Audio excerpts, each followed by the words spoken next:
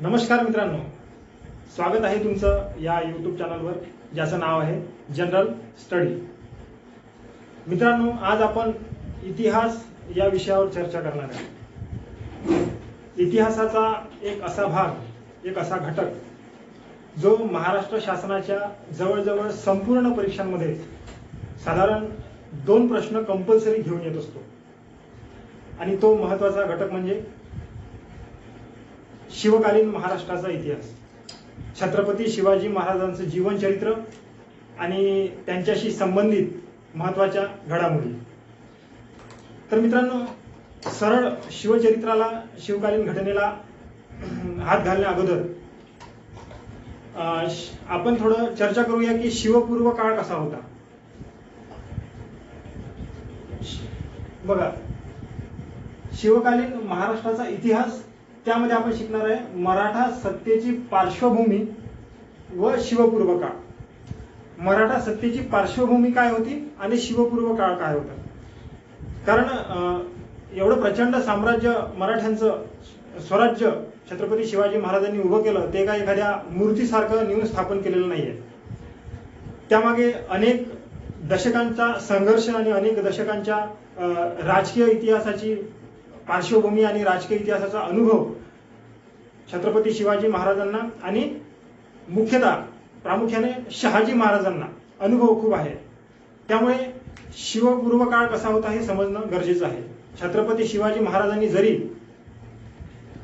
स्वराज्याची स्थापना केलेली असली तरीही स्वराज्य ही संकल्पना मूळ कोणाची होती आणि ती स्वराज्य उभं करण्यामागे कानमंत्र हा शिवाजी महाराजांना कुणी दिला, तो कशासाठी दिला, स्वराज्य स्थापनेची गरज का पडली, ह्या सगळ्या गोष्टी समजून घेणं महत्त्वाचं आहे। तर आज आपण काय समजून घेणार आहे, शिवपूर्व काळामध्ये काय काय शिकणार आहे हे आपण बघूया। पहिल्यांदा आपण शिकणार आहे की भोसले घराण्याचे कुळ, भोसले घराण्याच्या कुळाची उत्पत्ती कुठली आहे। भोसले घराणं हे नेमकं कुठलं?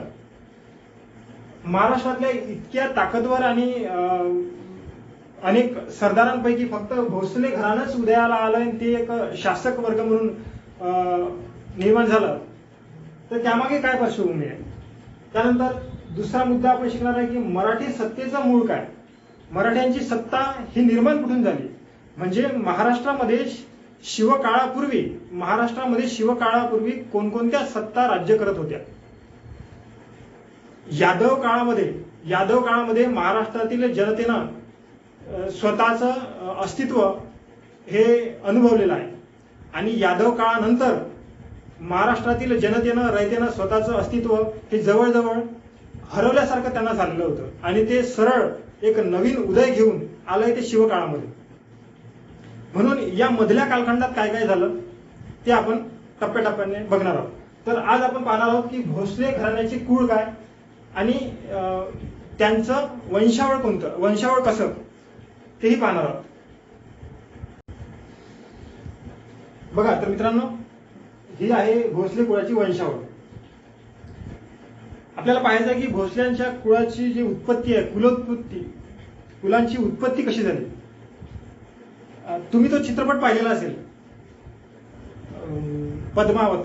त्या पद्मावत चित्रपटामध्ये एक घटना दाखवलेली आहे की दिल्लीचा सुलतान अल्लाउद्दीन खिलजी यानं राजस्थानवर आक्रमण केलं, राजस्थानच्या चित्तोडगडवर आक्रमण केलं। त्यावेळेला चित्तोडगडचा शासक होता राणा रतन सिंग, बरोबर आहे। त्या राणा रतन सिंगशी सुलतानाचं युद्ध झालं। ते युद्ध झालं 1303 मध्ये। 1303 मध्ये अल्लाउद्दीन खिलजी याने चित्तोडगडवर आक्रमण केलं आणि चित्तोडगडचा पराभव झाला, राणा रतन सिंगची हत्या झाली। या चित्तोडगडच्या युद्धामध्ये राजस्थानचे काही लोक हे स्वतःचा जीव वाचवून तिथून निघून आले, पळून आले, युद्ध सोडून आले। तर त्यापैकीच एक व्यक्ती होता ज्याचं नाव होतं भोसाजी,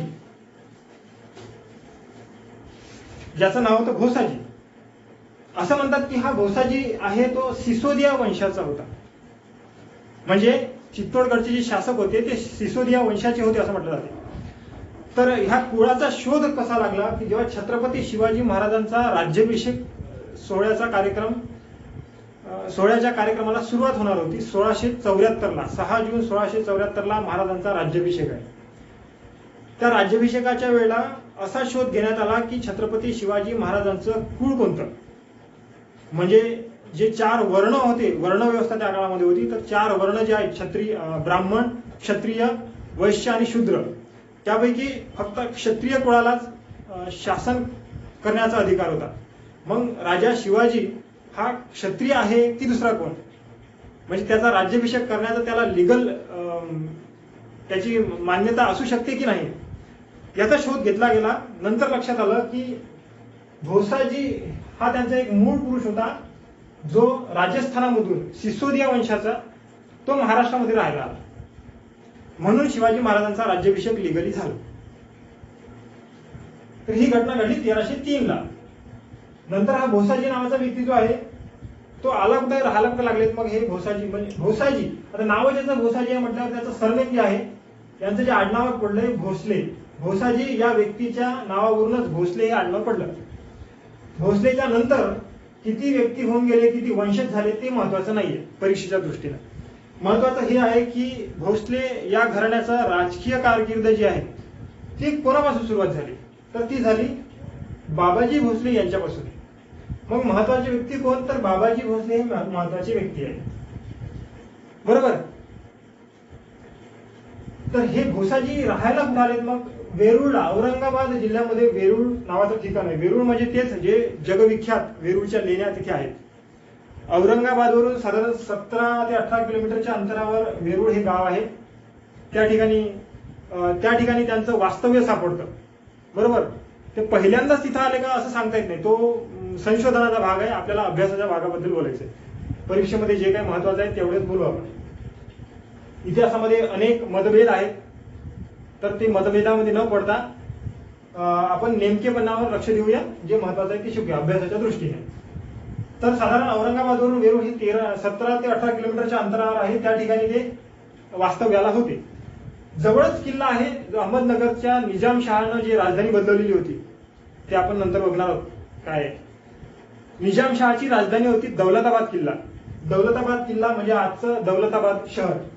तर दौलताबाद हे साधारण 13 किलोमीटर वेरूळवरून, म्हणजे दौलताबाद किल्ल्यावरून हे गाव अगदी जवळच आहे. मग गाव जवळ असल्यामुळे त्यांना दौलताबादच्या शासकांची सेवा मिळवायला सोपं गेलं. तर बघा कसं आहे, समोर वंशावळामध्ये बघा काय काय घडतंय. बाबाजी भोसले यांच्यापासून राजकीय कारकिर्दीला सुरुवात झाली, बरोबर. त्यानंतर त्यांची 2 मुलं झाली, विठोजी आणि मालोजी. मालोजींच्या पत्नीचं नाव होतं उमाबाई. हे एकच नाव लिहिण्याचं तात्पर्य असं आहे की हे नाव परीक्षेमध्ये याच्या आधी बरेच वेळा विचारलेलं आहे, त्यामुळे हे लक्षात ठेवावं लागेल की उमाबाई ही मालोजींची पत्नी होती, म्हणजे शहाजी महाराजांची आई, बरोबर. तर मालोजींचे 2 मुलं झाले, शहाजी आणि शरीफजी. आता बघा हे नाव जरा मुस्लिम पद्धतीचे वाटतात, शहाजी शरीफजी मुस्लिम पद्धतीचे वाटतात. याचं कारण असं आहे की मालोजींनी कोणत्या तरी मुस्लिम संताला विनवणी केलेली, प्रार्थना केलेली होती, त्यांच्या आशीर्वादानं 2 मुलं जन्माला आली.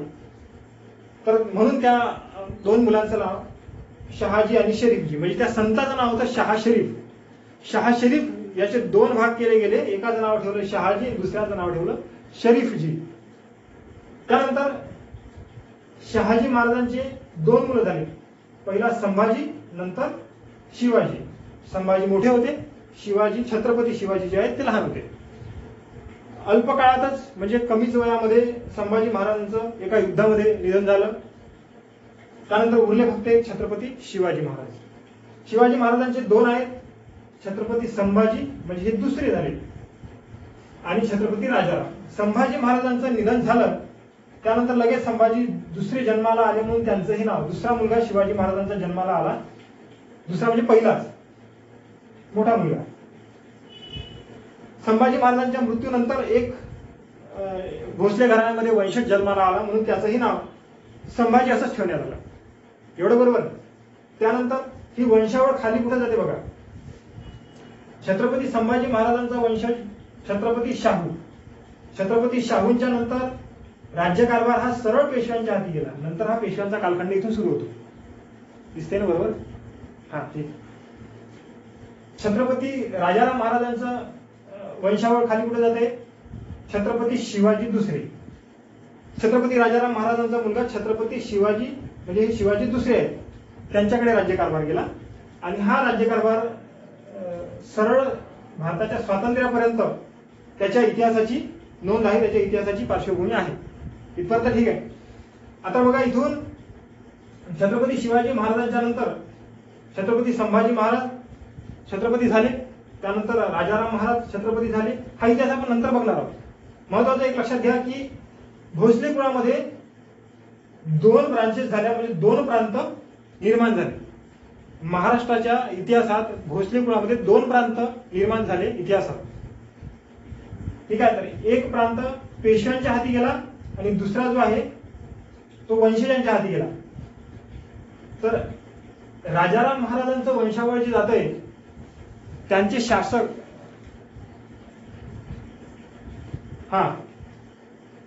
राजाराम महाराजांच्या वंशजांनी ज्या प्रदेशावर शासन केलेलं आहे त्या प्रदेशाचं नाव कोल्हापूर. कोल्हापूर प्रांत जे आहे, बरं सांगतोय तेवढंच लक्षात घ्या. कोल्हापूर प्रांतावर त्यांनी शासन केलेलं आहे. कोल्हापूरला पूर्वी करवीर भूमी असं म्हटलं जात होतं. त्या करवीर भूमीवर ह्या ब्रांच म्हणजे ह्या वंशजाचे ह्या वंशांचं शासन होतं. आणि इकडे पुण्याची एक ब्रांच होती. पुण्याच्या प्रांतावर ज्यांनी शासन केलं ते होते पेशवे. आता तर आपण इथपर्यंत आलेलो आहे. आता बघा यांची राजकीय कारकीर्द बघा कशी. यांची राजकीय कारकीर्द बघा कशी. मालोजी राजे भोसले त्यांचे वडील बाबाजी भोसले हे होते वेरूळचे पाटील, वेरूळ गावचे पाटील.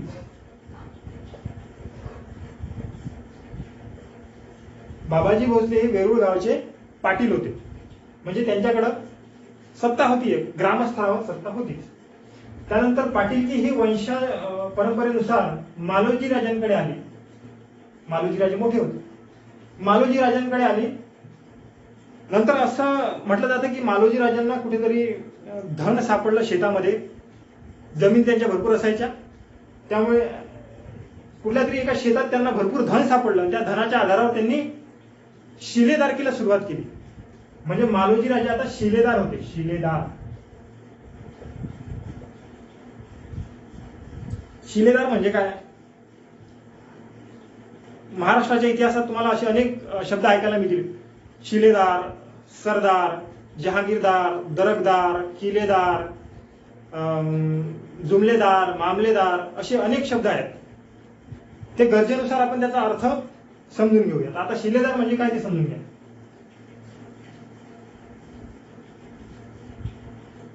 बघा, वेरूळच्या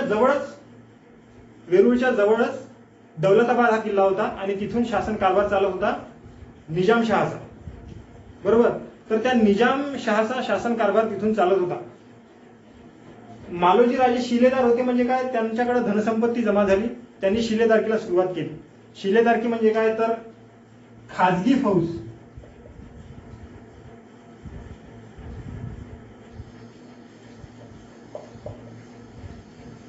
खाजगी फौज बाळगणारा व्यक्ती म्हणजे शिलेदार.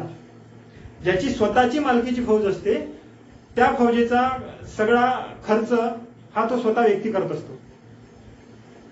आणि वेळ प्रसंगी जेव्हा शासकाला, राजाला युद्धप्रसंगी सैन्य वाढवायचं असतं, सैन्याची गरज पडते, त्यावेळेला शिलेदारांची मदत घेतली जाते. आणि अशा वेळेला शिलेदारांना मग त्यांची फौज पोचण्यासाठी राज्यातून खर्च पुरवला जातो युद्धाच्या काळामध्ये. तर अशाच वेळेला शिलेदारकी मालोजी राजांनी सुरू केली आणि नेमकी युद्धप्रसंगी दौलताबादच्या शासकाला ते आपली फौज पुरवत होते. मग फौज पुरवणे म्हणजे काय? तर त्यांच्या फौजेनं शिलेदार असल्यामुळे त्यांच्या फौजेनं निजामशहाच्या फौजेमध्ये कर्तबगारी बजावली. मग मालोजी राजांना कर्तबगारीची संधी मिळाली. त्यांची कर्तबगारी ही युद्धामध्ये दिसू लागली. निजामशहाच्या ते लक्षात आलं आणि निजामशहाने मग त्यांना आपल्या सेवेमध्ये घेतलं. तर इथून मालोजी राजांची म्हणजे भोसले कुळीची राजकीय कारकीर्द सुरू होते. की ते आता कारण अगदी 13 किलोमीटरच्या अंतरावर निजामशहाची राजधानी आहे आणि तिथूनच वेरूळला हे भोसले घराणं राहते. म्हणजे साधी गोष्ट आहे. शिलेदार, राजधानी जवळ, राजकीय कारकीर्द पाटीलकी असल्यामुळं राजकीय कारकीर्द, या सगळ्या गोष्टी एकत्र करून काय म्हणता येईल, ती एक चांगली संधी उपयुक्त अशी भोसल्यांना मिळाली आणि ते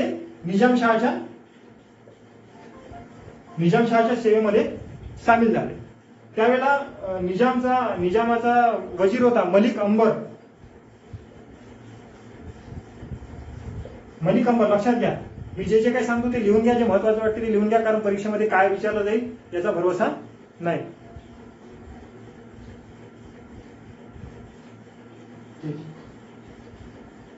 तर हा मलिक अंबरच्या लक्षात आलंय की मालोजी आता चांगले कर्तबगार आहेत, म्हणून त्यांना सेवेमध्ये घेण्याची वेळ आली. त्यानंतर मग हीच त्यांची पाटीलकी, मालोजींची शिलेदारकी आणि पाटीलकी ही शहाजीराजांकडे गेली. मग शहाजीराजांची कारकीर्द सुरू झाली. आणखी एक महत्वाची गोष्ट, मालोजी राजांची आणखी एक महत्वाची गोष्ट ही आहे की औरंगाबादच्या जवळ घृष्णेश्वर महादेवाचं मंदिर आहे. घृष्णेश्वर महादेवाचं मंदिर, बरोबर आहे. महाराष्ट्रामध्ये एकूण 12 ज्योतिर्लिंग आहेत. महादेवाच्या मंदिरात एकूण 12 ज्योतिर्लिंग आहेत. त्यापैकी घृष्णेश्वर महादेवाचं एक मंदिर आहे ज्योतिर्लिंग. तर ते मंदिर मालोजी राजे भोसले यांनी स्वखर्चाने त्या मंदिराचं बांधकाम केलं. म्हणजे पूर्वी बांधकाम होतंच, त्यांनी जीर्णोद्धार केला.